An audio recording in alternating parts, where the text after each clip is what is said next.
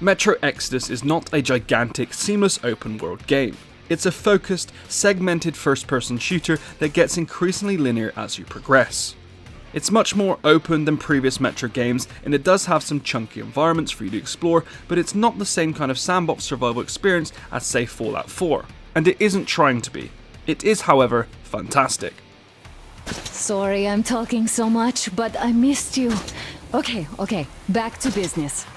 Metro Exodus blends the survival elements and carefully constructed levels that the Metro series is known for, with a dynamic world that's as beautiful as it is dangerous. Where previous Metro games took place in the underground rail system, Metro Exodus takes players to the surface as protagonist Artyom and his fellow Spartan soldiers, including his wife Anna and her father Colonel Miller, chart a course across an irradiated Russia aboard the Aurora locomotive.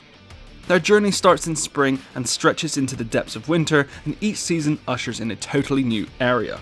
Metro Exodus' story missions present a staggering variety of set pieces, like shooting these guys from a paddle boat, mowing down giant spiders in an underground bunker, or fleeing from a pack of wolves through a dimly lit forest. The human inhabitants are wildly different too. The Volga think technology is the work of Satan and are none too fond of you, and elsewhere power-hungry slavers rule the Caspian Sea. They feel like totally different worlds, and they're both filled with fun things to do and interesting characters to meet. I have fond memories of running into a talkative hermit in the bowels of a spider-infested shipwreck, for example. The combat itself is a varied mix of rock-solid gunplay and tense stealth missions, and I enjoyed both sides. I went with the tried-and-true Dishonored approach, go in stealthy whenever possible, but open fire when stealth is just too much of a hassle.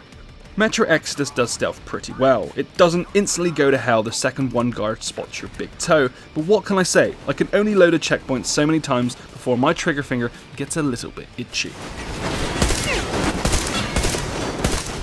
And at the same time, there's nothing quite like chewing through a horde of mutants with a freshly upgraded shotgun. Speaking of which, while the weapon upgrade system is incredibly simple and largely driven by the guns you recover from downed enemies rather than components found while exploring, it works well with Metro's formula. I'm basically just using whatever weapon part gives the best stats, but it's still fun to improve my arsenal and keeping up with all of the crafting stuff.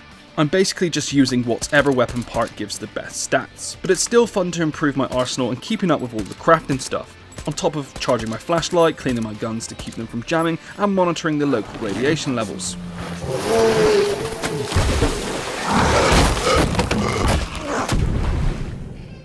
It took me around 20 hours to beat Metro Exodus on normal difficulty. I love how responsive its world is, and it's fascinating to see how people in different regions choose to live in this new, ruined world. For example, when I lower my weapon before approaching a group of survivors, they thank me for showing peace. When I go out of my way to retrieve a souvenir for one of the Aurora's members, they're visibly overjoyed, as I am when I later see them using it in the passenger car. After spending 2 games in tunnels, the jump to the open environments of Metro Exodus is a refreshing change, it's comfortably familiar, and a massive step forward for the series, both in terms of how it plays and how it tells its stories. It's not only the best Metro game yet, it's one of the best shooters I've played in years. We give it 4.5 stars. Could such things exist again? I live in hope.